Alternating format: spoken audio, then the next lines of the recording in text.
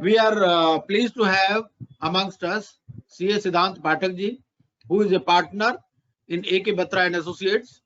Siddhant Pathak ji became a chartered accountant in January 2017 and then a law graduate in 2019. He is an alumni of Delhi University. Immediately after qualifying CA exam, he joined AK Batra and Associates in February 2017. So right from first day, he exhibited remarkable interest and initiative in intensely learning the various subjects falling within the purview of service tax. After some time, with the onset of GST, he has been utilizing this opportunity in GST, and definitely he is putting his heart and soul into it. And now he has joined a partner with them, AK Batra and Associates. He has already written various articles and professional books, which are authored by C. Ashok Batra ji. So he is a co-author, and he has authored several articles also, which have been published in professional journals and digital forms. So with this illustrious background, CA Siddhant Pathak ji is with us, and we welcome him in our forum. Siddhant ji, we have already made you co-host, so please, it is all yours now. So at the outset, I would like to thank Srinagar Keshavpuram CPE Study Circle, R.K. Gupta ji, Bharadwaj ji, and for giving me this opportunity to express my learnings on the topic, litigation, an interesting topic. And now I will be sharing with my screen. Just confirm if it is visible to you. And the field was majorly dominated by the advocates, as we all know, when it comes to central excise or customs. So litigation as a practice, when this new law has been implemented, it has set a fresh base for all of us to explore this field, wherein we all young chartered accountants as well as the established chartered accountants who were not earlier practicing in this field of indirect taxes, we must explore it. Now, litigations can be of two types. First ones are interpretation based. There is an interpretational issue. If we talk about the taxability of land development rights, then there are some litigations which are procedure based. So due to certain procedural non-compliance, department proposes the demand. So we will understand all these type of litigations now in our deliberation. Now, show cause notice again is a very essential document when it comes to litigation, because it is the first step towards litigation. अगर मैं इसे equate करूं criminal law से या civil law से, so SCN can be equated with a charge sheet. SCN से पहले जितनी भी proceedings हैं, they are just a departmental investigation, a police investigation. और जब पुलिस चार्ज शीट फाइल कर देती है, इसी तरीके से हमारे फिस्कल लॉ में जब शो कॉज नोटिस इशू हो जाता है, at that time official litigation starts. उससे पहले जितनी भी चीजें हैं वो सारी investigation. Then up to tribunal, all the appellate forums which are there, first appellate authority, then GST appellate tribunal, all are bound by the statute because they have been created by the statute. High Court and Supreme Court, so far as they are concerned, they can even go beyond the statute to give justice around the principle of natural or reasonableness, or where there is an unconstitutionality, when you challenge a provision of the law as ultra vires to the Constitution of India. So this is basically a brief introduction about the litigation. Then coming to our very first topic, that is scrutiny of returns, which is governed by the provisions of section 61.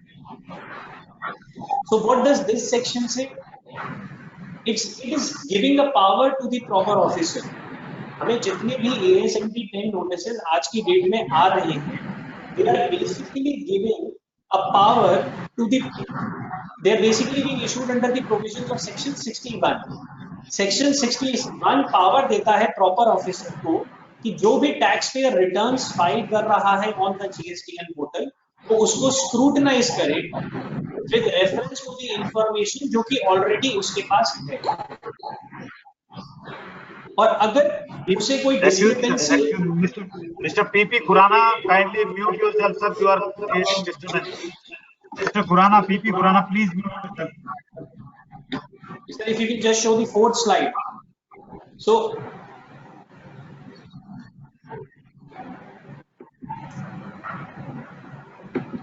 discrepancies, the proper officer जो भी discrepancy है वो returns को scrutinize करेगा and उसके बाद आपको आपकी discrepancy intimate करेगा ASMT 10 notice में. Then you are required to file a reply to that discrepancy within a period of 30 days. And if your explanation is found acceptable, the proper officer ASMT 12 issue कर देता है. This is a brief about the provision. Now, if my reply is found acceptable, he will issue me ASMT 12. If the reply is not found acceptable, if it is not satisfactory, or if you have accepted the discrepancy जो proper officer ने ascertain करी, but you have not taken the corrective measure in your return, in that case, he will initiate actions under section 65. वो आपका audit initiate कर सकता है, departmental audit, और under section 66, which is special audit by the chartered accountant, or under section 67, inspection, search और seizure. तो गुप्ता जी ये काम करें, ये पीपीटी फिर मैं बाद में शेयर कर दूंगा, इससे फिर वो हिंड्रेंस होगी क्योंकि मैं ऑपरेट नहीं कर पा रहा हूं और यहाँ पे कुछ चलेगा, मैं कुछ बोलूंगा. So what I can do is I will explain and then at the end I will share the PPT. People will be able to understand, not a problem. Hope it is fine. No problem, sir. Please continue. Okay. So section 61 is basically giving, as we understood, power to the proper officer to intimate the discrepancy to the taxpayer, and then he seeks and reply within a period of 30 days. We need to furnish the reply. If it is acceptable, वो हम reply file करेंगे ASMT 11 में. If it is acceptable, he will issue the order under ASMT 12. And if it is not acceptable to him, or if I have accepted the discrepancy pointed out by him, but I have not taken the corrective measure, तो उसने discrepancy intimate क्या की कि GSTR 1 में आपने turnover declare किया है 1 crore rupees in a particular month, but आपने 3B में tax pay किया है 90 lakh rupees.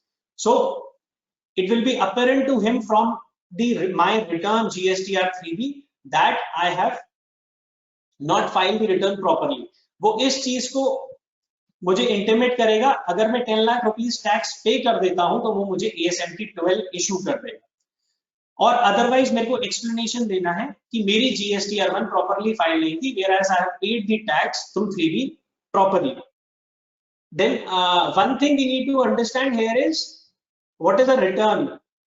Return has been defined under clause 297 of the Act, and section defined under 297 of the Act, which says that any return which is prescribed or otherwise required to be furnished by or under this Act or the rules made thereunder. So now, what are the returns which have been prescribed? GSTR 3B is the return which we are filing every month or every quarter under section 39. Then annual return under section 44 is the return. Then a final return under section 45, which we are required to file within 3 months from the date of cancellation of our registration. तो ये majorly 3 returns हैं. इनको proper officer scrutinize करेगा with reference to the information available with him. अब GSTR 1 is not a return, but on the basis of my furnishing of GSTR 1, he has an information available to him. With that, he can scrutinize my return and ascertain कि अगर कोई discrepancy है, that will be intimated in ASMT 10. Now, what are the type of discrepancies that are commonly being intimated to us these days? First is very common, excess availment of ITC in GSTR 3B as compared to GSTR 2A or 2B. तो department आपको एक AS/MT 10 issue करता है, उसके साथ वो annexure में एक स्टेटमेंट बना के देता है कि आपका 2B में इतना ITC ऑटो पॉपुलेट हो रहा है, whereas 3B में आपने ज्यादा क्रेडिट अवेल किया है, so you are requested to furnish a reply. Then another type of discrepancy is GSTR 1 versus 3B जो हमने डिस्कस किया, that there is a short payment.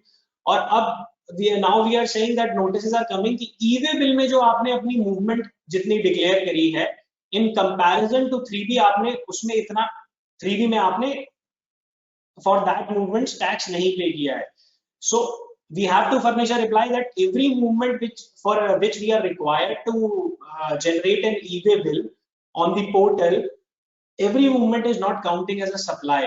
हो सकता है मैंने मूवमेंट की हो जॉब वर्क पर्पसेस के लिए, और फॉर एग्जीबिशन पर्पस, और for approval basis sale. So in that case I am not supplying those goods, whereas I am moving the goods. तो ये मेरे को फैक्चुअल पोजीशन प्रॉपर ऑफिसर को सबमिट करनी होगी in case of e-way bill versus GSTR 3B अगर notice आता है AS/MT 10.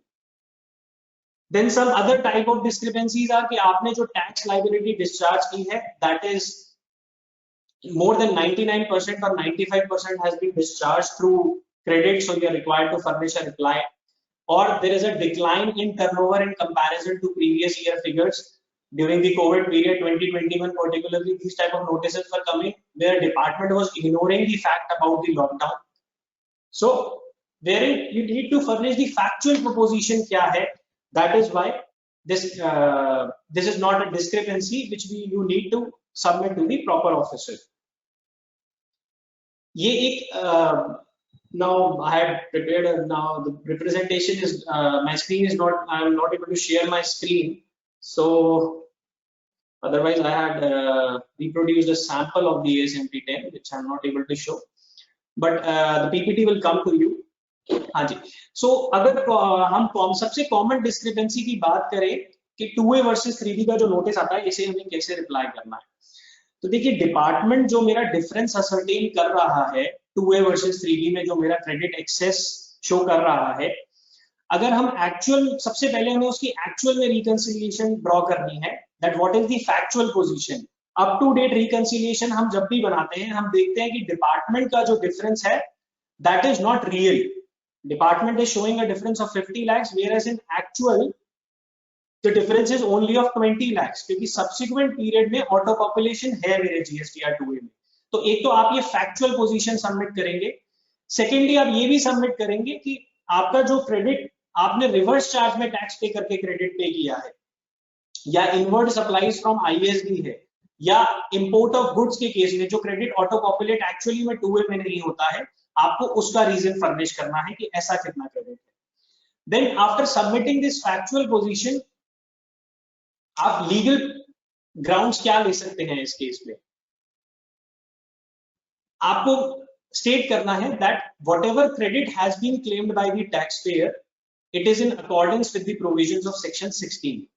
मेरी क्रेडिट क्लेम करने के लिए बेसिक ग्लेशियर प्रोविजन है सेक्शन 16(1) सेज कि मैं जो भी गुड्स और सर्विसेज अपने in the course of business use कर रहा हूं, उसका क्रेडिट मुझे इंटाइटल्ड है. So I have to say that I have claimed the credit in accordance with section 16(1). Then I am satisfying all the conditions of section 16(2). मेरे पास goods या services receive भी हुए हैं, मेरे पास invoice is in my possession, then I have filed my GSTR 3B return under section 39. I have made the payment to the supplier within 180 days, and the important condition that the tax charged from me by my supplier has been paid to the government. अब इसको substantiate करने के लिए आप अपने supplier से undertaking ले, certificate ले that he has paid the tax to the government which he has charged from you on the invoice. अगर ये conditions मैं अपनी satisfy कर लेता हूँ, then there is no provision under the law which disallows my credit. There is no statutory provision which says that credit has to auto populate into it. Certainly Finance Act 2021 ने इसे भी take care किया है. There is an insertion of clause AA under section 16(2) which says कि supplier को invoice upload करना है GSTR 1 में, and that has to be communicated to the recipient in GSTR 2. तभी आपको क्रेडिट मिलेगा. But this provision has yet not been notified. Certainly it will see the light of the day because it has received the assent of the president, and then we will have to ensure, we are bound by the law after that date. Whenever this provision gets notified, we have to ensure that credit is auto populating in our 2A. And then, but till date, जो notices आ रहे हैं उसमें आपको reply में जरूर submit करना है that there is no statutory provision. Then even rule 36(4) which is there, which says that you are entitled for credit of only 5% over and above the eligible auto population. So we have to state that this is a delegated legislation which cannot travel beyond the provisions of the law. And then non-auto population in GSTR 2A, there can be multiple reasons. मेरे supplier ने tax तो pay किया but GSTR 1 improperly file करी, उसने GSTN गलत mention कर दिया, किसी और का मेंशन कर दिया, या B2B को B2C में फर्निश कर दिया. So on these procedural lapses, my credit can certainly not be denied. We have seen in Eicher Motors, wherein the Supreme Court has said that credit is as good as tax paid. It is a vested right accrued by the SSE. So it cannot be denied on procedural lapses. अब देखिए ये जो आप ground submit करेंगे, these are basically legal grounds. Lower authorities will not accept this. Lower authorities आपको इसके बाद show cause भी issue करेगी, then adjudication भी होगा, you will have to go to the appeal. But मेरा ये मानना है कि जिन cases में supplier ने tax pay किया हुआ होगा, वहां पे हमें रिलीफ ट्रिब्यूनल से मिल जाएगा definitely, on the ground that credit can not be denied due to mere procedural lapse and that too on the part of the supplier. मैंने सारी कंडीशन सेक्शन 16 की सेटिस्फाई की हुई है, मेरे सप्लायर ने गलत रिटर्न फाइल करी, इस वजह से मेरा क्रेडिट डिनाई नहीं होना चाहिए, ये रिलीफ हमें ट्रिब्यूनल से मिल जाएगा. बट जहां पे टैक्स सप्लायर ने नहीं पे किया हुआ, I would like to bring to your knowledge a Delhi High Court case law, wherein in the case of Arise India, the High Court said that even if tax has not been paid by the seller, but the buyer is bona fide, he has paid the amount of tax to his seller, then credit cannot be denied to such a bona fide dealer, unless and until the department is able to prove that कि दोनों के बीच में connivance है to evade the tax. The credit cannot be denied to a bona fide buyer. ये Delhi high court का judgement है. The department went to Supreme Court against this judgment. Supreme Court has summarily dismissed this SLP of the department, but then because they have summarily dismissed it, Article 141 will not apply, and it has not become the law of the land because Supreme Court has summarily dismissed this petition.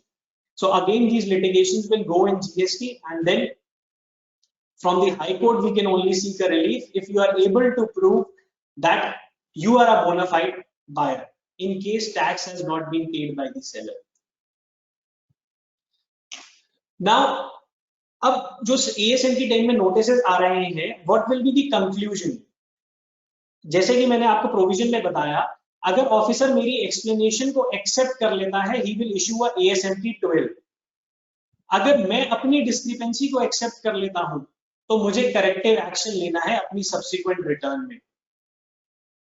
So this facilitates faster recovery. अगर मैं accept करके भी अपनी return में उसको corrective major नहीं लेता हूं, then in that case proper officer, ये डिमांड कंफर्म नहीं हो जाएगी जो ASMT 10 में इंटीमेट हुई है, या अगर मैंने जो एक्सप्लेनेशन दिया है उसको वो सेटिस्फैक्टरी नहीं है तो भी डिमांड कंफर्म नहीं होगी. What is the action which has been stated by the provision is that proper officer will proceed for 65, that is audit, or 66 special audit, or 67 inspection, search or seizure, or you can directly proceed for issuance of show cause notice, that is basically adjudication under section 73 or 74. So meaning what conclusion is that ASMT 10 के basis पे आपकी demand confirm नहीं होती है, that is only an intimation. इसके बाद officer has to take a action. अब दो now I will proceed with the show cause notice. How to deal basically the show cause notices.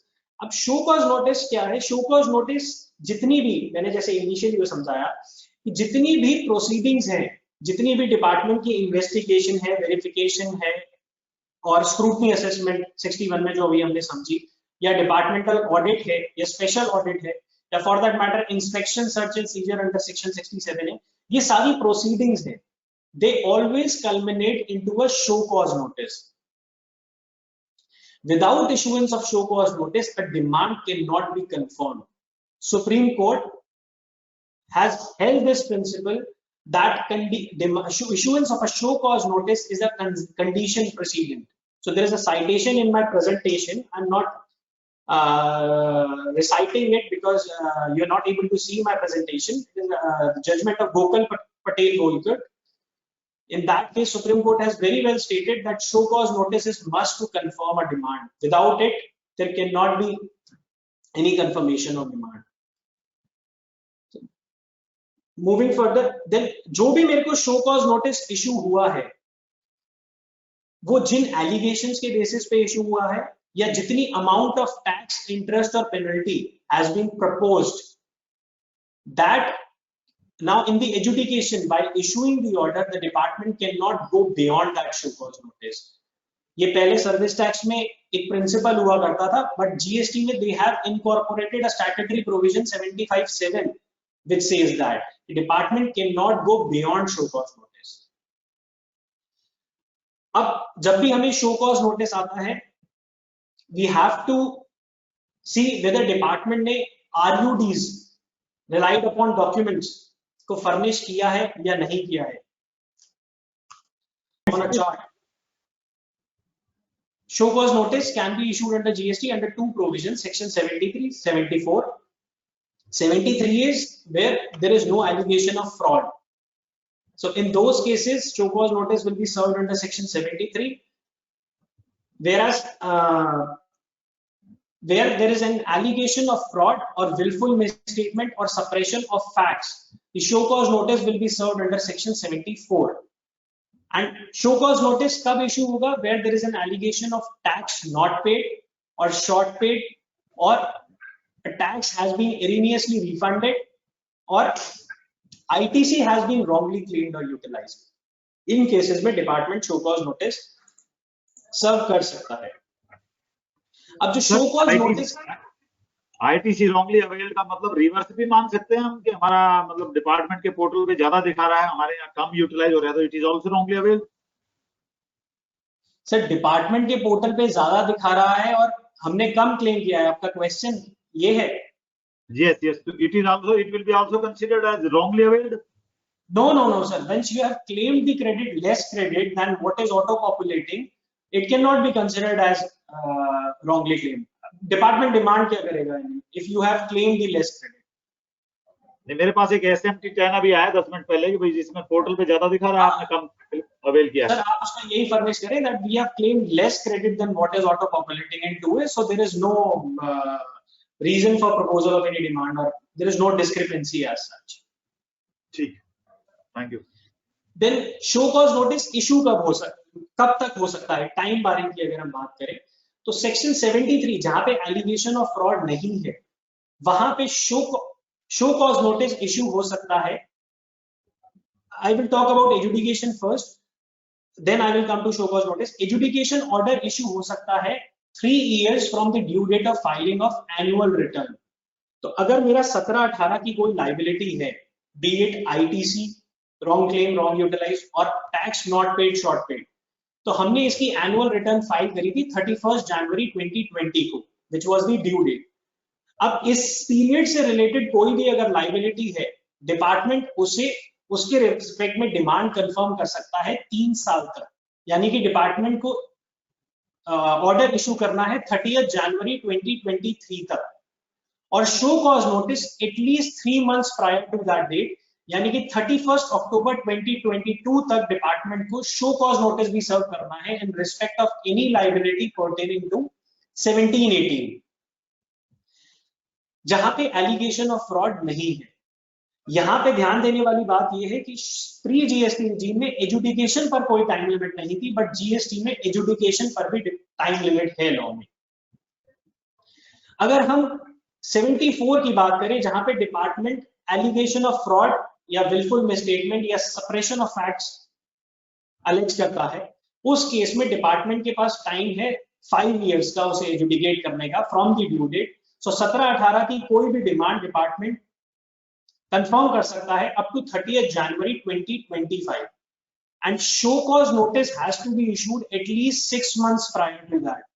So 31st July 2024 तक department को show cause notice issue करना है और उसे एजुडिकेट करना है 30 जनवरी 2025 तक। अगर ये टाइम लिमिट, अगर इसके बाद कोई एजुडिकेशन होता है, that will not sustain. This is very clear. Under section 75 they have said that if department is not able to adjudicate within the timelines, then that proceedings will automatically conclude, they will go away.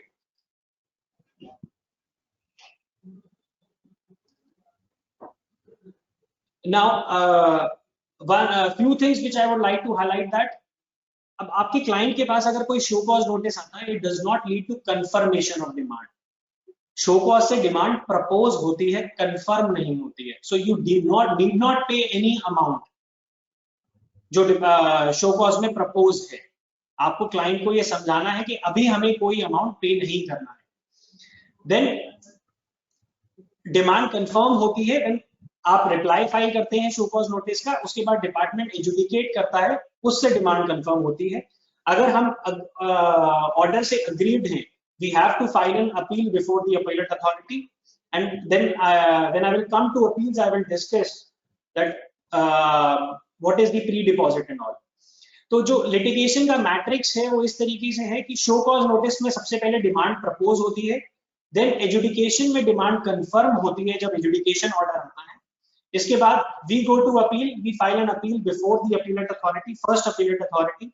Then second appellate authority is GST appellate tribunal, which has not yet been constituted, and then High Court and Supreme Court. अब जब मेरा demand confirm हो गया adjudication order में, मुझे first appellate authority के पास appeal करना है। उस टाइम पे मुझे पूरी डिमांड नहीं पे करनी है, आई हैव टू पे only 10% of the tax dispute. मेरा जो भी डिपार्टमेंट ने डिमांड कंफर्म की है उसका 10% I have to pay and 90% automatically gets paid.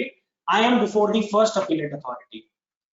Then अगर फर्स्ट अपीलेट अथॉरिटी की डिमांड कंफर्म कर देती है, I can file an appeal before the tribunal by paying additional 20% as pre deposit of the tax amount. ये question कहीं बार आता है कि प्री डिपॉजिट असर्टेन करने के लिए मेरे को टैक्स, इंटरेस्ट और पेनल्टी को ऐड करना है या केवल टैक्स, सिर्फ टैक्स अमाउंट का 10% और 20% आपको डिपॉजिट करना होता है as pre deposit. And then अगर आप ट्रिब्यूनल के ऑर्डर से भी अग्रीड हैं, you can certainly go before the high court and supreme court to seek relief. अब हम drafting of reply to SCN की बात करें। सर स्लाइड नंबर 36 पे आ जाइएगा और थोड़ा सा क्विकली मूव करते जाइएगा उसे। हाँ जी। सो हम drafting of reply to SCN की बात करते हैं तो मेरा रिप्लाई 3 पार्ट्स में डिवाइडेड होता है broadly. Allegations, facts and grounds. Allegations मतलब जो डिपार्टमेंट के एलिगेशंस हैं on the basis of which they have proposed the demand. Then what is the facts, what is the actual position of my client. Then what are my contentions against those allegations of the department. So for this, for ascertaining the allegations, we have to read the SCN thoroughly. We have to analyze all the relied upon documents. Department जब भी show cause notice आपको issue करेगा, उसके साथ demand propose करने के लिए उसने जिस भी डॉक्यूमेंट्स पे रिलाई अपॉन किया है, कि the department has to serve those relied upon documents. अगर आरयूडीज आपको नहीं सर्व किए गए, then that is not considered as a not invalid service of show cause notice. It is an incomplete service of show cause notice. तो जो भी आपको आरयूडीज मिले हैं डिपार्टमेंट से, आपको उन्हें एनालाइज करना है। अगर डिपार्टमेंट ने, जैसे पर्टिकुलरली अगर बोगस इनवॉइसिंग के केसेस की बात करेंगे, तो department has relied upon statements of the supplier और द ट्रांसपोर्टर।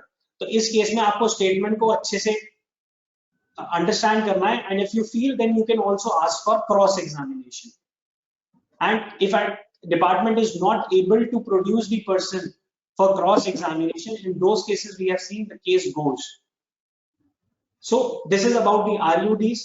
Then आप जब भी अपना SCN का रिप्लाई प्रिपेयर करें, आप एलिगेशंस को रिप्रोड्यूस करें, जो भी SCN में एलिगेशंस है. You cannot expect the person who is reading your reply to separately go through that SCN. ठीक है, वो कर लेगा, but then एक डिस्कनेक्ट आता है. तो आप जब भी SCN का रिप्लाई प्रिपेयर करें, एलिगेशंस को, रिलेवेंट एलिगेशंस को रिप्रोड्यूस करें और उसके बाद एक सीक्वेंस ऑफ इवेंट्स बनाएं of the correspondences which took between the taxpayer and the department, जिससे कि रीडर को जो रिप्लाई आपका एडजुडिकेटिंग अथॉरिटी पढ़ेगी उसको एक बर्ड्स आई व्यू मिल जाएगा कि आपकी कितनी कोऑपरेशन है, थी या नहीं थी during the proceedings. Then you state your facts. Facts state करने के लिए आप अंडरस्टैंड करें what is the basically the nature of the business, nature of activities carried out by the SSC. Then relevant agreements with respect to the जो भी department के allegations हैं उसके रिस्पेक्ट में जो भी एसएससी ने एग्रीमेंट्स एंटर इनटू किए हैं या जो भी उनकी एसएससी की फाइनेंशियल स्टेटमेंट्स है आप उसे पढ़िए. Then in the reply write the facts with reference to the allegations labeled in the show cause notice and then prepare a summary of demand कि इन बेसिस पे डिपार्टमेंट ने मेरी डिमांड प्रपोज की है. सो आपने एलिगेशंस को रिप्रोड्यूस कर दिया, आपने अपने बेसिक फैक्ट सबमिट कर दिए रिप्लाई में. Then you come on the grounds. अब आप ग्राउंड्स को दो पार्ट में डिवाइड कर सकते हैं. First grounds are factual grounds. Factual grounds में हम jurisdiction ascertain करेंगे whether the person who has issued the show cause notice had the proper jurisdiction to serve that show cause notice or not. GST में they have issued a notification number 2/2017 which specifies the jurisdiction who can serve you the show cause notice. Then under the circular 31 the department has CBIC has also clarified who can serve the show cause notice. अगर demand 20 lakhs तक की है तो show cause notice propose और उसे adjudicate superintendent करेगा. If the demand is up to 2 crores तो उसे एजुडिकेट एडिशनल असिस्टेंट कमिश्नर या डिप्टी कमिश्नर करेगा. And if the demand is more than 2 crores then ADC और joint commissioner will adjudicate that demand. तो ये भी आपको चेक करना है whether the authority who has served the show cause notice had the proper jurisdiction to serve the show cause notice or not. अब यहाँ पे जब नोटिस DGGI इशू करता है, their jurisdiction is pan India, which you have to take care of. Then आप ये check करें कि प्री SCN कंसल्टेशन डिपार्टमेंट ने की है या नहीं की है. GST में रूल 142 सब रूल 1 है which mandates that in case of issuance of show cause notice आपको DRC 1A में पहले प्री SCN कंसल्टेशन आपको बेसिकली इंटिमेट करना है that we will be serving a show cause notice of this amount and you can submit a brief reply in DRC 1A part B with reference to the allegations of the department and then department will serve the show cause notice. So this follow of procedure of pre SCN intimation under rule 142(1) is must. अगर department ने वो नहीं किया और direct show cause notice serve कर दिया है then you should take it as a ground that procedure has not been followed. We have seen in the case of Amadeus India Private Limited, Delhi High Court has quashed the show cause notice on this ground only that no pre-SCN was done. Then you check whether the DIN is there on the show cause notice or not. As per the CBIC circular, I'm not quoting the circular number because the presentation I don't know whether it is in front of you or not. So I'm just giving you the gist that DIN is mandatory on every communication. So on the show cause notice, you have to see whether the DIN has been quoted or not. Otherwise, it will be considered as if it has never been issued. तो आपको ये भी एक factual ground लेना है whether DIN is not there. Then you have to see whether the mode of service of the notice is proper or not. Section 169 of the CGST Act states what can be the mode of service.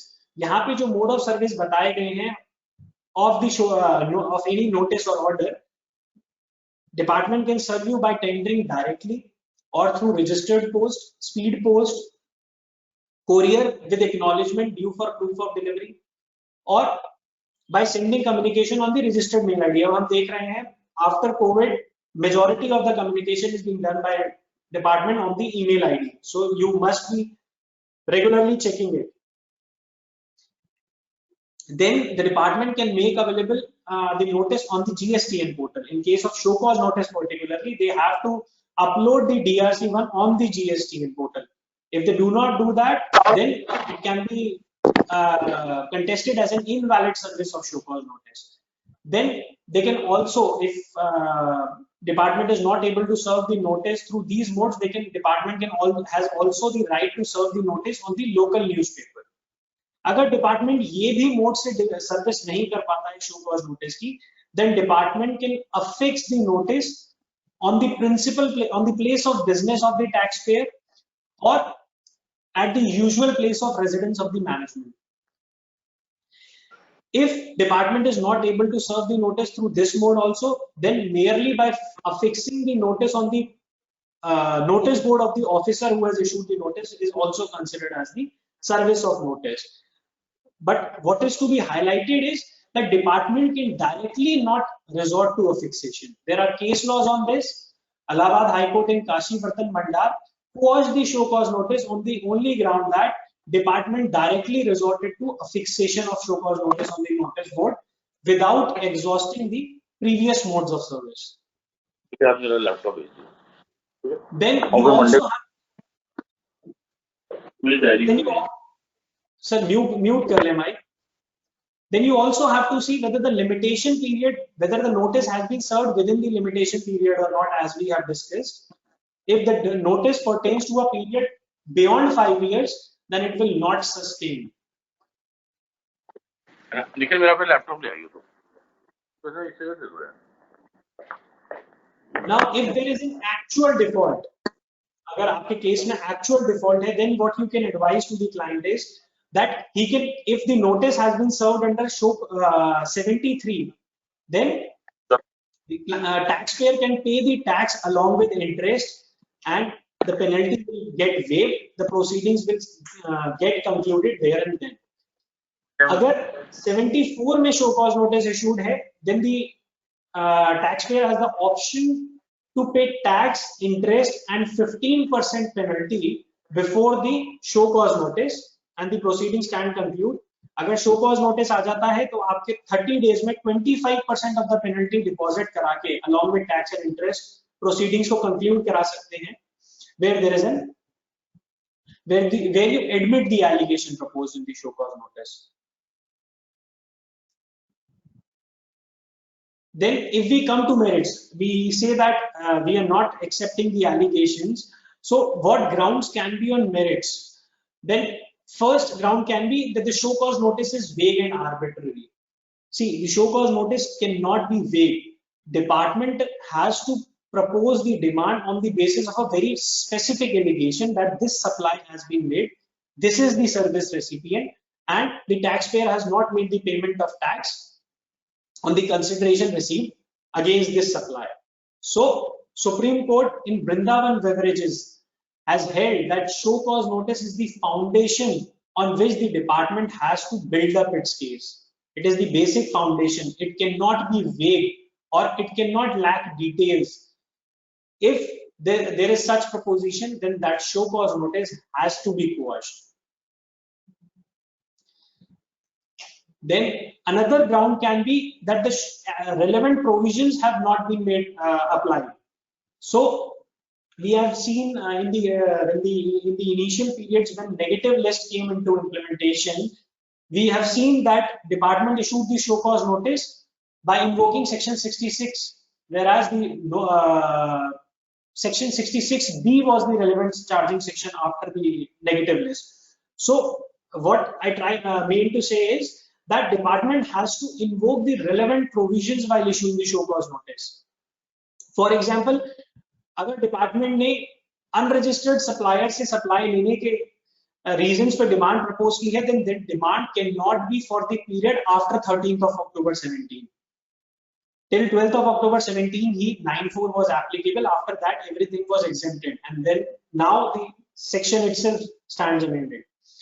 Similarly, department RCM में land development rights के case में reverse charge में जो tax आया है, that is after 1st of April 2019. So department cannot propose the demand on land development rights under RCM prior to that period. तो हमें ये देखना है कि डिपार्टमेंट ने जो provisions apply किए हैं for issuing the show cause notice, they pertain to the relevant period or not. Then coming to the interpretational grounds. अब कुछ I was talking initially about the land development rights. अगर मेरा show cause notice आता है proposing demand on land development rights, then we have to state the grounds that it is covered in para 5 of schedule 3, sale of land. Such grounds need to be submitted. Then composite supply or mixed supply के case में what is the intention of the parties which is to be derived from the agreement. Then naturally bundled case laws which were there under service tax, they can be referred to. Similarly, notice pay recovery के cases में we have Madras High Court in favor. In the case of GET&D, wherein Madras High Court has said that employer has not tolerated any act of employee, but it has permitted the sudden exit in lieu of compensation. So, which is a condition. It is not a consideration. So, notice pay, in case of notice pay recovery, we have to state such grounds. This is all in my presentation. Due to technical glitches, I'm not being able to present it, but you can go through it. Particularly, I'm on slide 55 if Gupta ji can go through it. Then, if there is denial of exemption. Slide is being shown simultaneously. We are on page number 55 and it is visible to all the participants.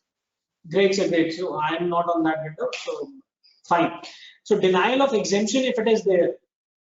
So you need to see where your client has availed any exemption, whether that exemption was actually available or not, whether your case falls within the four corners of the exemption notification or not. Because as per Dilip Kumar and Company, Supreme Court, a recent judgment, I would say 30th July 2018, exemption notifications are subject to strict interpretation if there is any ambiguity. So if you are claiming any exemption, if your client is claiming any exemption, then you have to see whether your case falls within the four corners or not. Then intermediary services when provided to foreign entities. In those cases, we need to see the scope of services as per the agreement or the manner of consideration, whether it is linked with the, if I talk about a selling agent of a foreign entity in India, whether it is, he will certainly be considered as an intermediary. Consideration cannot be a criteria to decide the taxability, but then as per the agreement, we need to identify whether he is actually only an arranger or a facilitator between the two entities, or his task is much more than that. Then liquidated damages.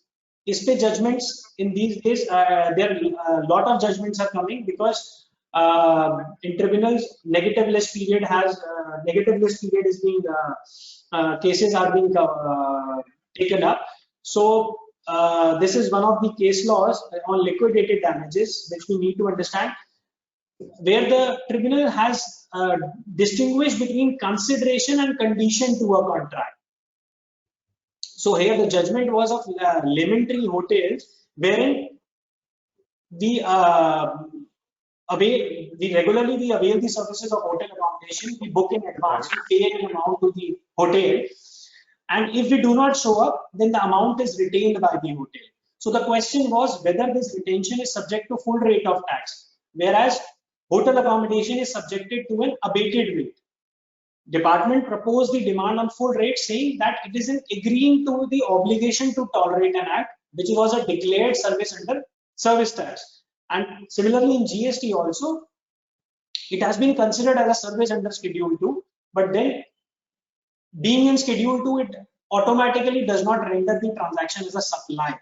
So this judgment will play an important role even in the GST regime, wherein we have to understand that there is a difference between a condition to a contract vis-a-vis the consideration. I entered into an agreement with the hotel to avail hotel accommodation services. मैंने agreement इसलिए नहीं किया था कि मैं नहीं जाऊंगा और hotel amount retain कर लेगा. Similarly, when we are discussing about Works contract, contractors, when entities like DMRC enter into contract for construction of a particular building or so, and contractor breaches the terms of the contract, for that DMRC is imposing penalty on the contractor. Whether it will be considered as a supply by DMRC, in my humble opinion, it will not be considered as a supply, because the agreement was not for the breach of the terms of the contract. The agreement was for fulfilling the contract, for which a consideration was quoted by the contractor in the contract, which will be covered under the ambit of supply. Merely a condition to a contract for breach of the term of that, breach of the terms of that contract, if an amount is being imposed, if a penalty is being imposed, if a liquidated damage is there, that will not get covered under the definition of supply, and that will not, because it will not be a consideration. What DMRC would be receiving from the contractor in the form of compensation, that will not be a consideration. So those cannot come under the ambit of GST. Then procedural lapses. If department has proposed the demand, so let us take an example. आपकी demand proposed हुई है merely because there is less auto population in 2A as compared to credit claimed in 3B. Whereas you are satisfying all the conditions of section 16, which we discussed, and supplier has also paid the tax in his return, you are able to give the department the certificate. Just that supplier has made a procedural lapse in his return, he has improperly filed the return. So in those cases, your credit cannot be denied, because it is a settled principle that substantive benefits cannot be denied on account of procedural lapse. Then we have regularly seen the Tran 1 judgments, wherein the petitioners have gone to the High Court, they could not file the Tran 1 within due time. So in those cases, on the basis of principles of the natural justice only, and the High Court has said that procedural lapses cannot deny the substantive benefits to an assessee. Then there is another judgment which I have quoted. Then coming to computation aspects, we also have to see while replying to the show cause notice if there is any computation aspect which needs to be highlighted. So for example, best judgment assessment has been done by the department. Then we have to see whether the best judgment assessment it cannot be arbitrary. There are plethora of judgments on this. It has to be based on a certain evidence. So we need to address the computational aspects as well. Here in the slide, there is judgment of Shubham Electricals, wherein basically the show cause notice was vague in the manner that not only the department did best judgment assessment about the valuation, but they also were not specific about what service was provided by the assessee. So they said that either this service or this service or this service. So on these basis only, on these grounds only, CSTAT New Delhi has dropped the judgment. I will read the relevant para. In the absence of allegation of having provided a specific taxable service in the show cause notice, and in view of the failure in the adjudication order as well, neither the show cause notice nor the consequent adjudication order can be sustained. So यहाँ पे जो best judgment assessment actually नहीं दी गई थी, they did it of the category of service rather than the amount. So on this basis, the tribunal has dropped the show cause notice. Then computation aspects में one more case can be manner of recording a transaction in a books of account. Very frequently we see that show cause notice comes that there is a difference between the income tax return and the ST3, or the balance sheet and the ST3, or 26 AS and the ST3. In such cases, I would like to highlight that you must take a ground that a demand cannot be confirmed merely on the basis of this difference. Department has to make a specific allegation about the nature of service and who is the service recipient. Department merely by saying that there is an income recorded in the income tax return or the balance sheet, it cannot be treated as a provision of service liable to service tax. So there is a judgment of Del Tax Enterprise, CSTAT Delhi. Then there is also a judgment of MP Laddu, again CSTAT Delhi, wherein this issue has been addressed that merely on the basis of difference, department cannot confirm the demand. Moving forward, so here is the summary on what legal grounds you can prepare the reply: vagueness, relevant provisions, interpretation issues, procedural lapses, and then computation aspects. Now, going forward, common grounds which must be taken in every reply if there is a extended period has been invoked, that is, there is an allegation of fraud and show cause notice has been issued under section 74. Then in those cases, we must take these grounds that there is regularity in filing of returns, proper recording of transactions in the books of accounts, so there is no suppression of facts. There is cooperation with the department during the inquiry proceedings. Then there is a judgment which says that mere identification of non-payment during audit, अगर department ने audit conduct किया और just एक short payment या non-payment detect करी, that cannot be a ground for alleging fraud and invoking extended period. Then if there is an interpretational issue, for example, interpretational issue or there are contradictory decisions, for example, Safari Retreats, Odisha High Court, we have all gone through the judgment wherein the High Court has allowed the credit of construction to the mall owner who is leasing the units in the mall. So now it has become an interpretational issue. Even if you are not in the jurisdiction of that High Court, you are operating in Delhi, if you claim the credit of such construction, the demand, whether or not will be confirmed is a separate question, but in those cases, penalty can certainly not be imposed or extended period cannot be invoked because this is an interpretational issue and there are contradictory decisions. One, High Court has already said that credit is available. Then if it is a subsequent period SCN, the allegation is same, then also extended period cannot be invoked or penalty cannot be imposed under section 74. Where a trade practice is being followed, where the issue is revenue neutral. So RCM liabilities are concerned. कई बार taxpayer से RCM में tax discharge करने में गलती होती है. In those cases, extended period can certainly not be invoked. There are hundreds of judgments on this. Then assessee is a government organization. There cannot be any malified intention. Then we have to say that the tax has not been paid due to bona fide belief. So these can be some of the grounds to say that extended period is not invocable. Then we must take come tax benefit that if we have not, the department has proposed a demand, we are contesting it on other grounds as well. But even if the demand is liable to be confirmed, the amount is inclusive of tax if it has not been charged separately on the invoice. Then talking about the interest is always compensatory in nature, Pratibha Processors versus Union of India, unless there is a liquidity loss to the government. This particular case law, and there are subsequent in the GST also there has been a judgment by the Madhya Pradesh High Court that if a credit has been availed but it has not been utilized, then it is a mere reflection of the credit entry, and if it is reversed prior to utilization, interest cannot be imposed.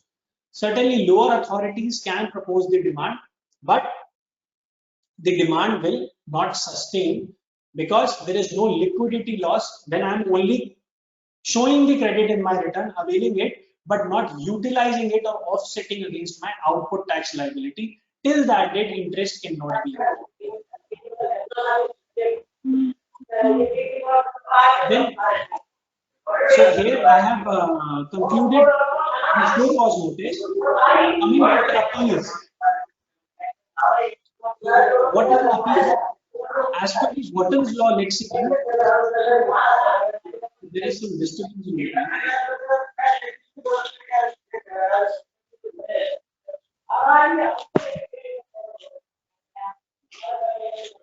I will request the coordinator to mute the mic. So, as per the Wharton's Law lexicon, the word appeal is defined as judicial examination. Panil ji, please mute कर लीजिए अपने को.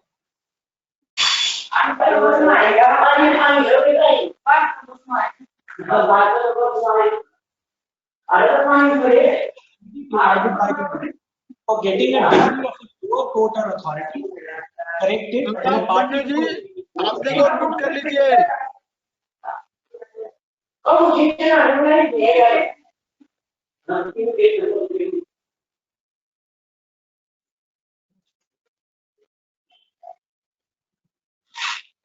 No, sir. The slide 69. Ganga Upmanyu जी आपका लगता है गलती से unmute किया है, अपने को म्यूट कर लीजिए प्लीज.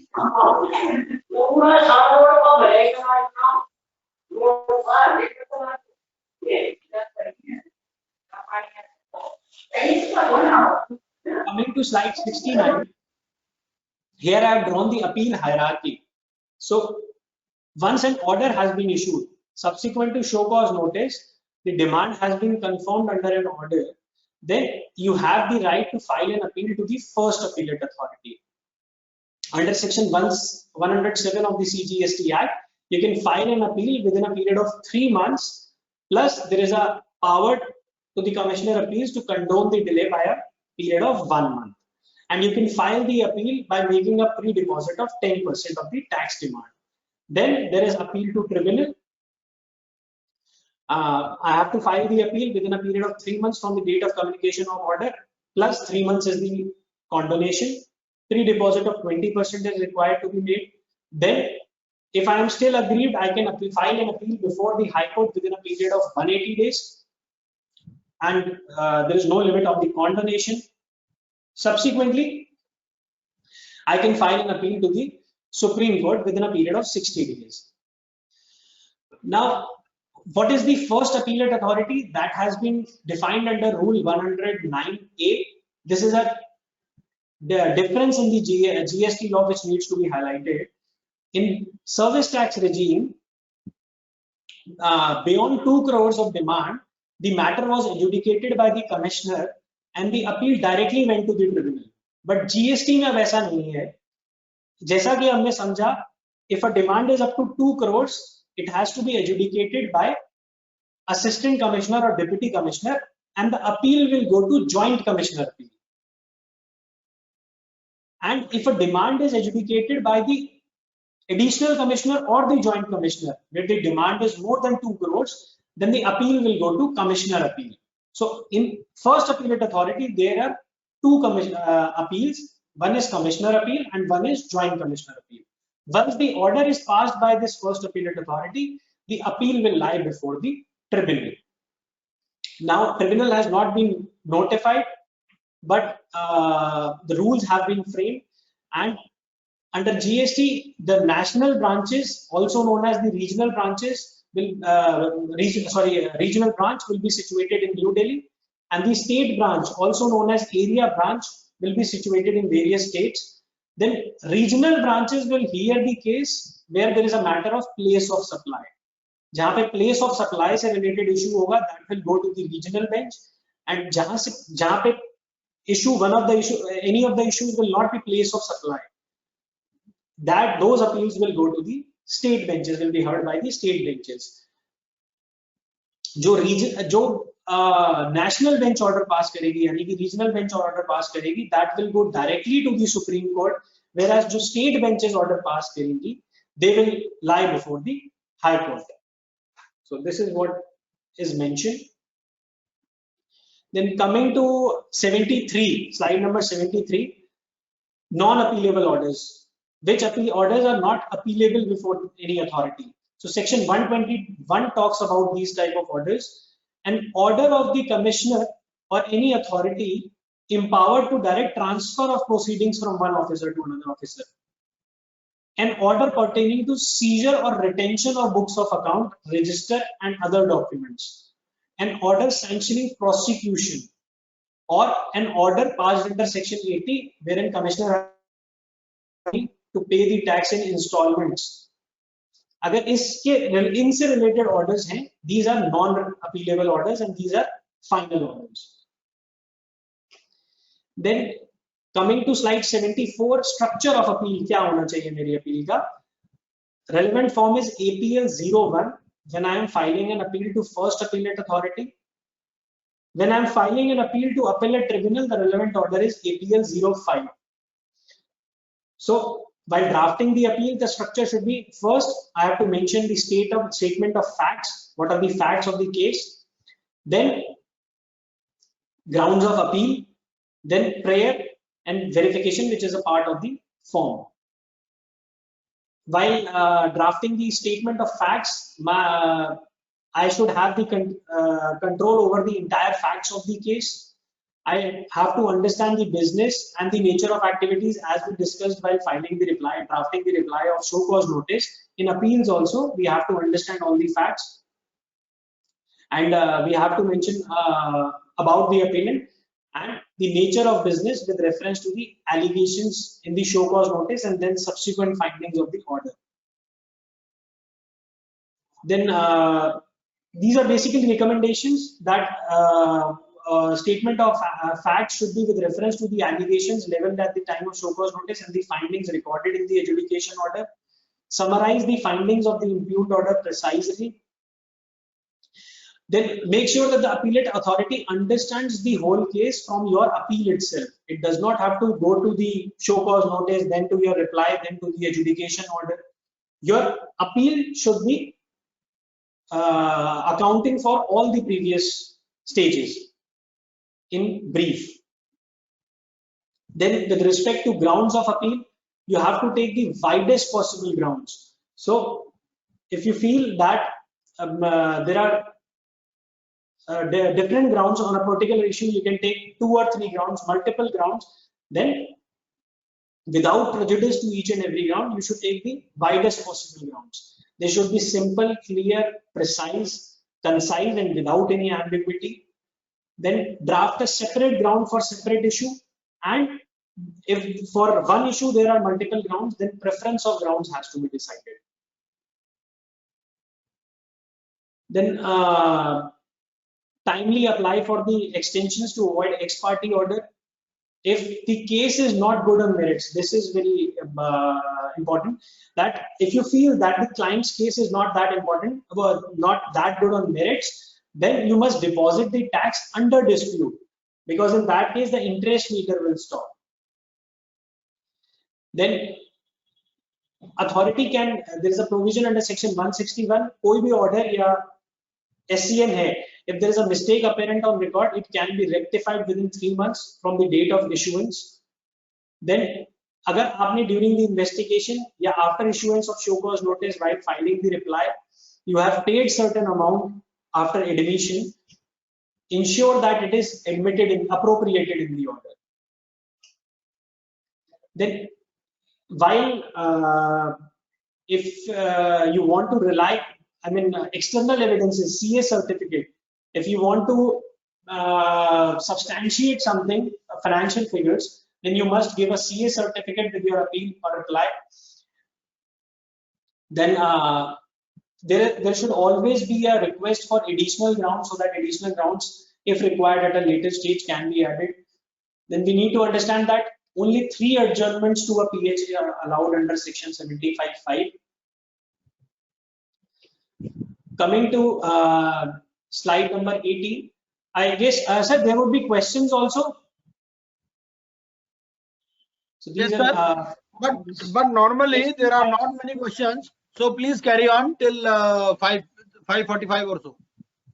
okay, fine.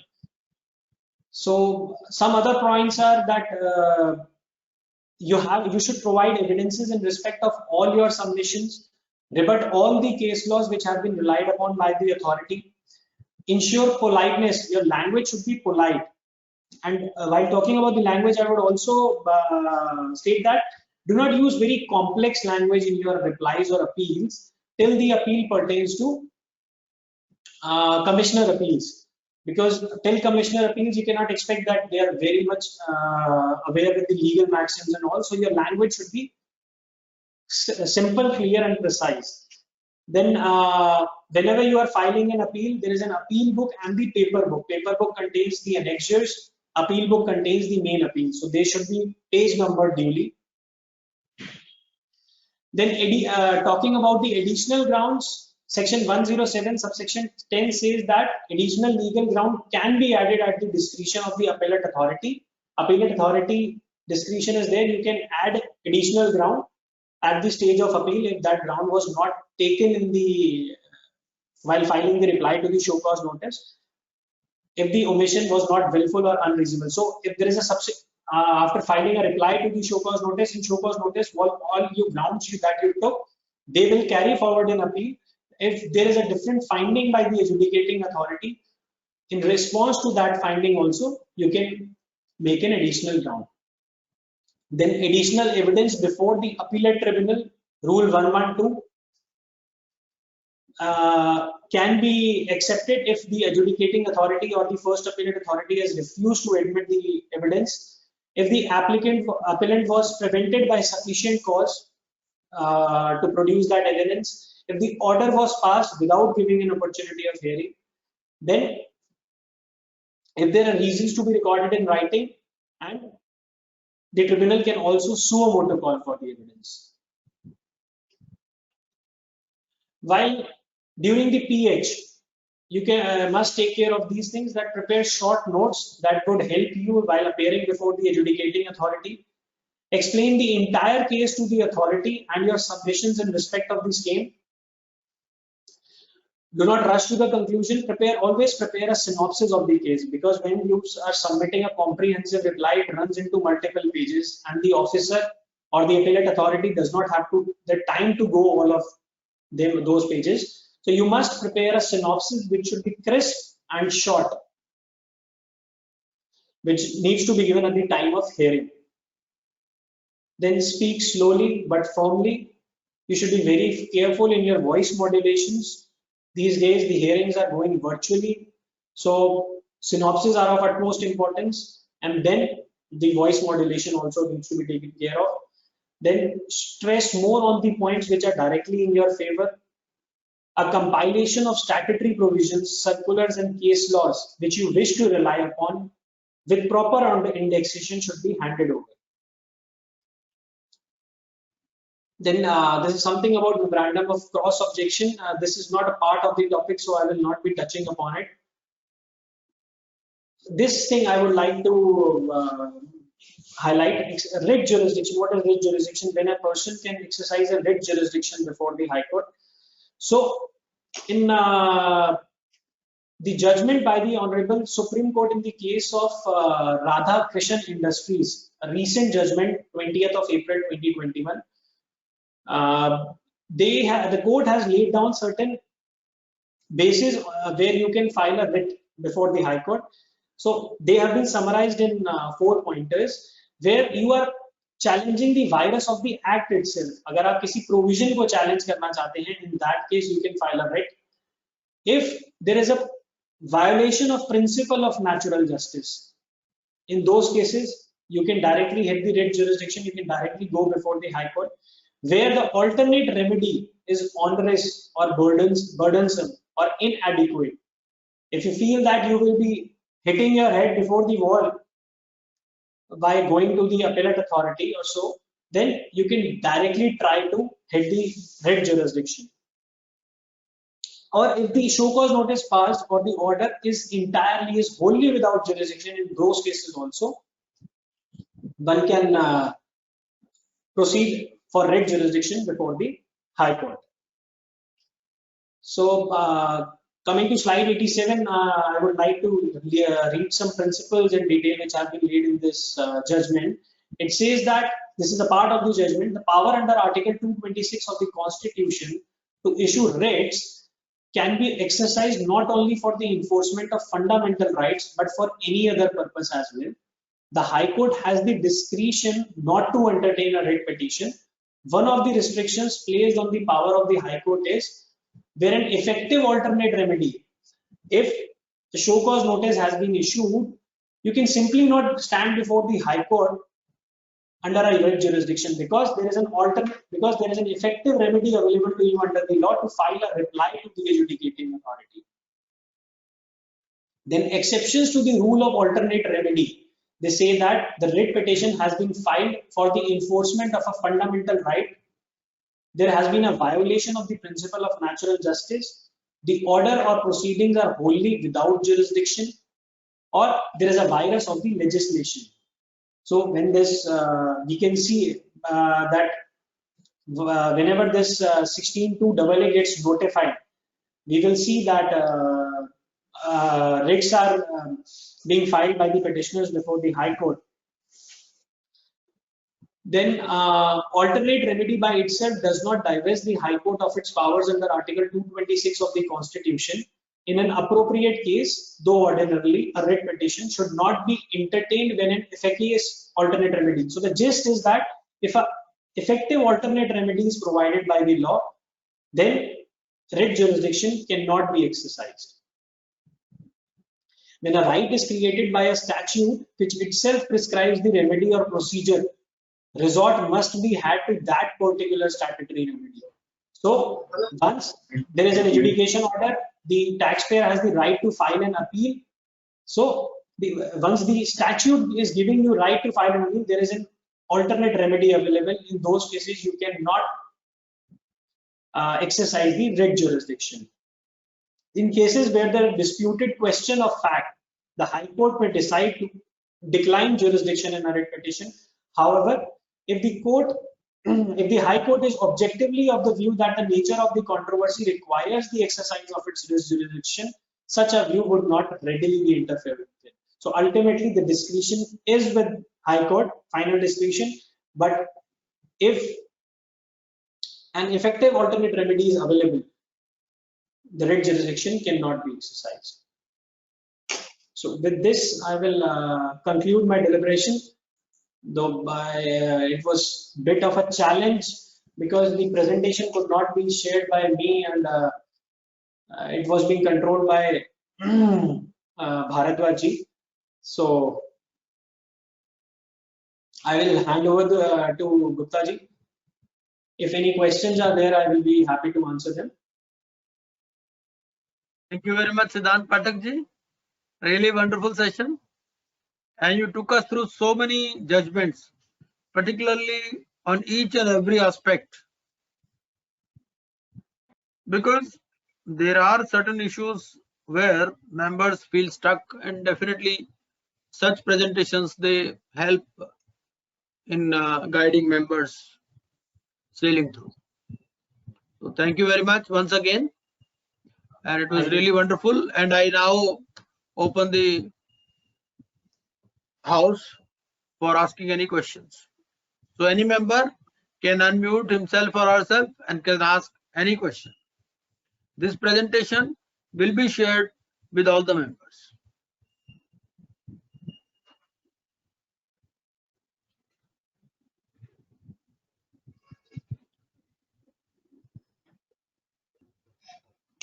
तो कोई नहीं, आप ऐसा करिए सिद्धांत जी, आप 5-10 मिनट ना इनको थोड़ा वो जीएसटी ऑडिट पे भी गाइड कर दीजिए, तो इफ यू आर कंफर्टेबल, क्योंकि वो ना काफी यूजफुल टॉपिक है, और 10-15 मिनट अगर आपकी गाइडेंस मिल जाएगी तो अच्छा रहेगा.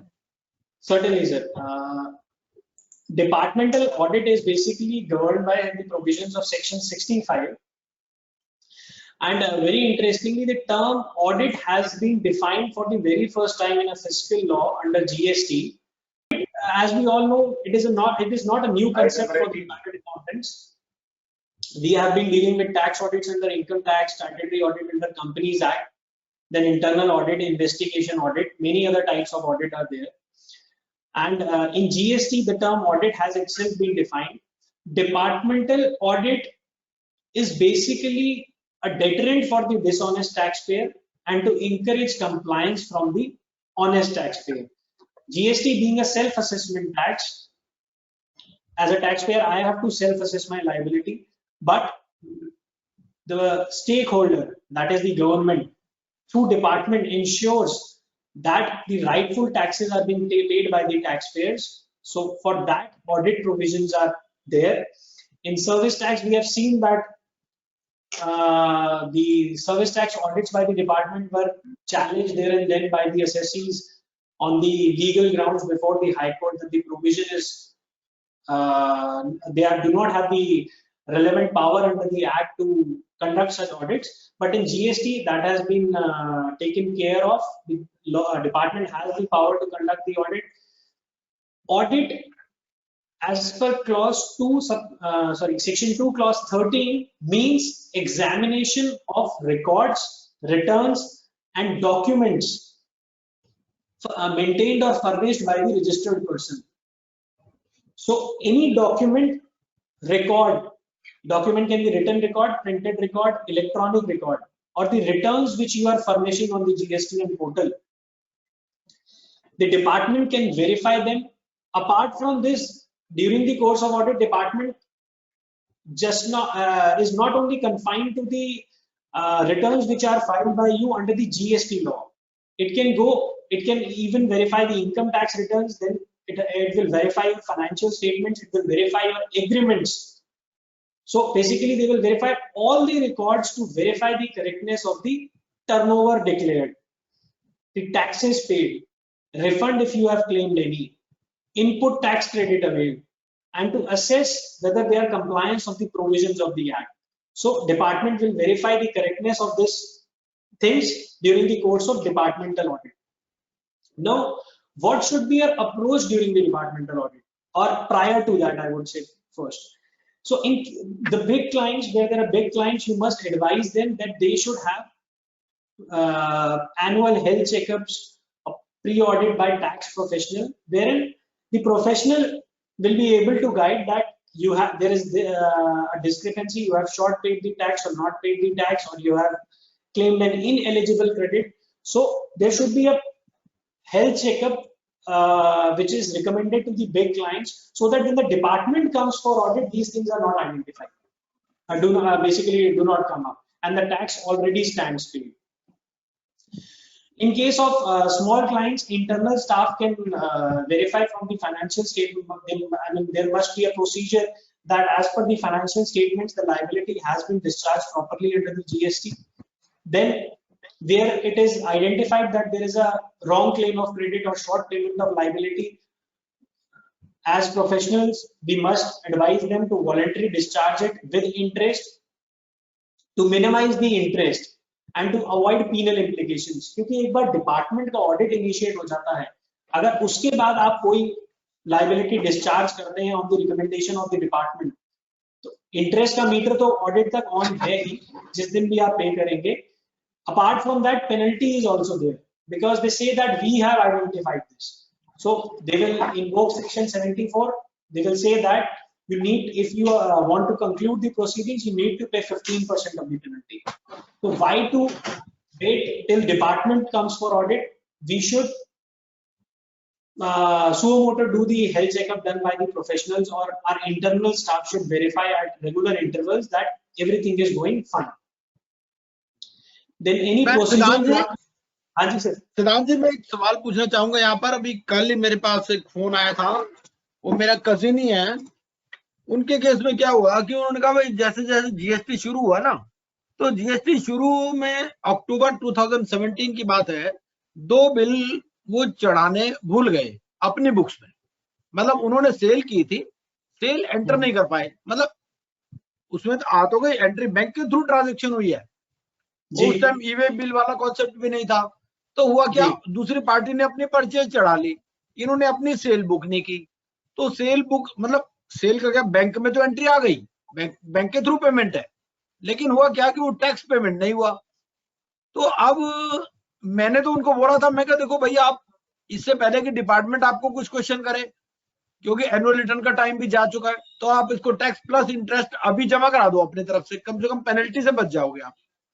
तो आप बताइए इसमें क्या, किस तरह से वो कहने लगा जी कैसे बुक करें, क्या करें इसको, क्योंकि 2017 की सेल है. सर 2017 की सेल है, बुक्स में रिकॉर्डेड है, पेमेंट बैंक में आई हुई है. Certainly they should deposit the tax along with interest, yes, and there will be no penalty, because और इंटरेस्ट कितना परसेंट है सर? इंटरेस्ट 15% है, 18% है? 18% है सर. 18, ठीक है ठीक है ठीक है. Because the department even under section 73, जहाँ पे डिपार्टमेंट अगर एलिगेशन ऑफ फ्रॉड ना भी लगाए तो भी they have time till 2023 to confirm this demand. तो अभी डिपार्टमेंट के पास भी बहुत टाइम है, इसलिए इसे सुओ मोटो डिस्चार्ज करें along with interest, DRC 03 file करें और इस लाइबिलिटी से मुक्त हों। Okay okay great, thank you sir. हाँ जी, DRC 3 फाइल करें। Okay, thank you. Please continue sir, please continue. Then whenever audit is being conducted by the department, पहले आपको pre-intimation notice आता है, unlike in survey or search wherein the department comes surprisingly. Then जब भी आपका audit हो रहा है, आप department से confirm करें that for which period they will be conducting the audit and check करें कि the period is time barred or not. Right now even 17-18 is not time barred, so department is doing the departmental audits and that is well within time. But time bar, basically the time limit for determining this time barring has to be seen on the date of show cause notice, issuance of show cause notice. Ultimately audit will culminate into a show cause notice and show cause notice has to be issued by a particular date. So department अगर audit कर भी रहा है but by a stipulated date जो law में time period है, वहां तक अगर शो कॉज नोटिस नहीं कर पाता है then there is no purpose for that audit.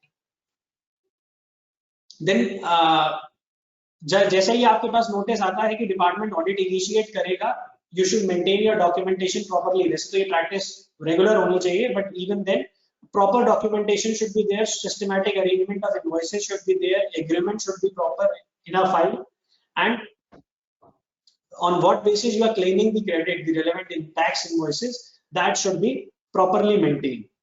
Then whenever the audit starts, the department firstly asks for the reconciliation of the supplies quoted, basically furnished in the return vis-a-vis the financial records, so that needs to be prepared. Then ensure that the debit side of P&L does not contain any expense on which RCM liability is there but you have not paid it. So in fact during the after the end of the year, whenever you are filing the annual return or annual return is quite delayed, you must self check that you have discharged the liability under RCM as per the point of taxation. Then what if you are not cooperating? Department is issuing the audit notice but you are not responding or you are not giving them the documents. Then in that case such an act can lead to summon. आपको समन आएगा, आप समन में भी अगर appear नहीं होते तो serve you 3 summons, then a bailable warrant from the court and subsequently a non-bailable warrant. And at the same time department may also resort to proceedings like search and seizure. So non-cooperation should not be there, and non-cooperation can also act against the assessee while pleading for the penalty or for the extended period demand. हम जब department allegation of fraud लगाता है, penalty 100% impose करता है, we say that there was cooperation with the department during the proceedings, so there is no question of fraud or willful misstatement or suppression of facts. So in if I am not cooperating in the audit proceedings, that will act against me, it will come in my way while pleading for penalty. So these things need to be taken care of during the departmental audits.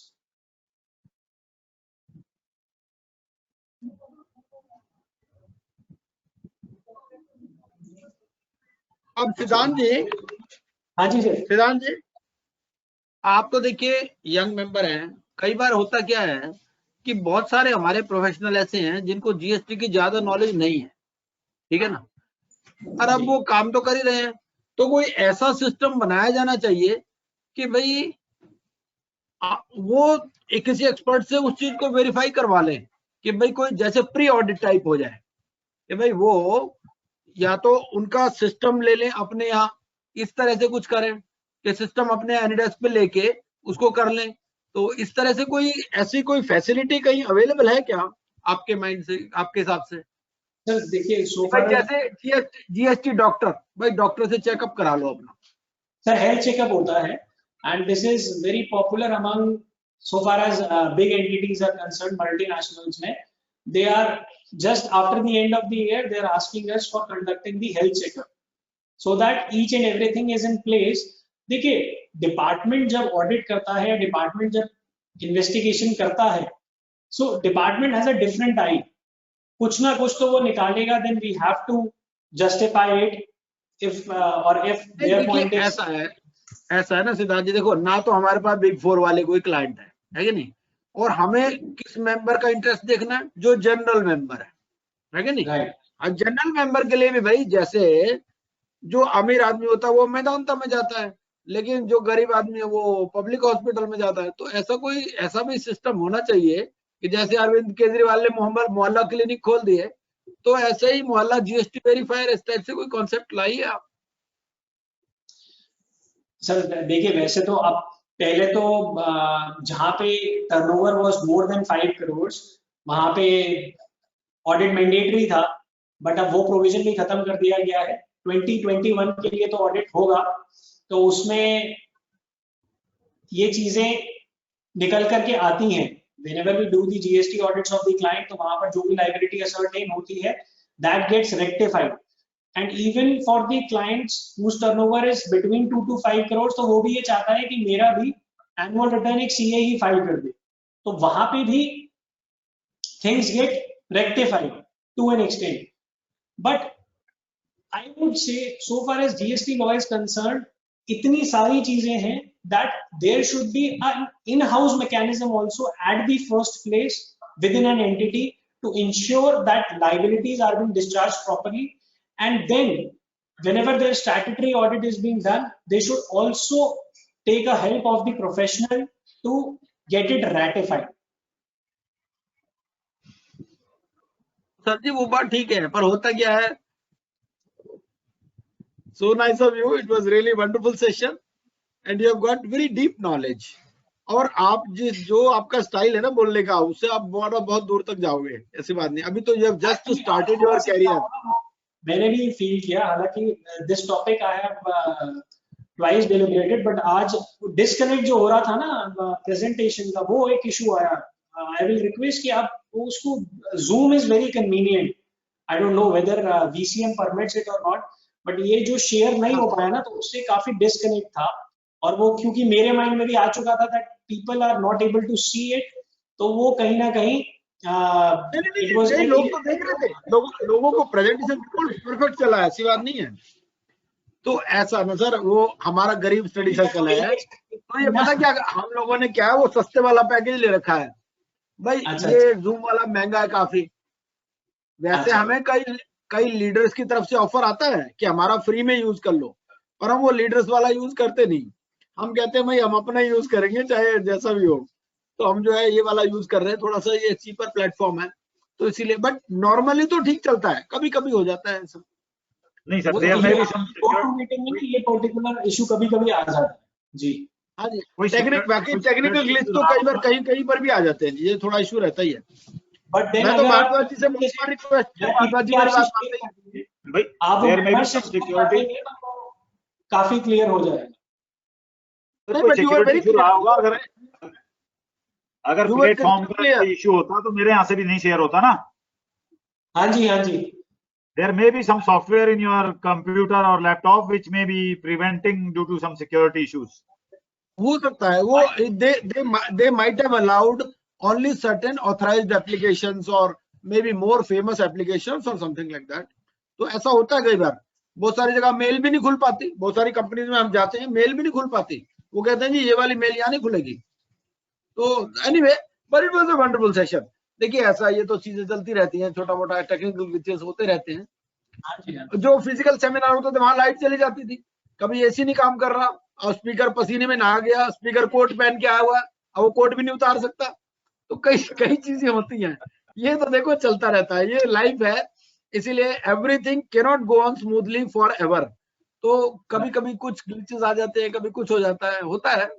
But anyway, all is well that ends well, and your deliberation was perfect, to the point, and at such a young age you have got such a great clarity.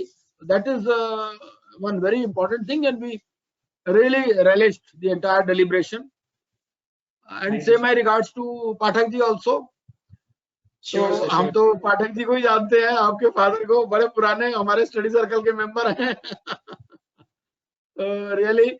And thanks to Batraji who introduced you to us. So it is really nice of him. और Right. उन्होंने हमें बढ़िया ही speaker दिया है. He was there for some moment, but then उनकी meeting थी तो शायद he would have quit it. Yes. I was present for some time. Yes. हाँ. So Bharadwaj, it is over to you for concluding remarks. Thank you, Siddhant Pathak ji. It was a wonderful session. You are a prolific speaker, and at such a young age, you are doing very well. We wish you all the best for future.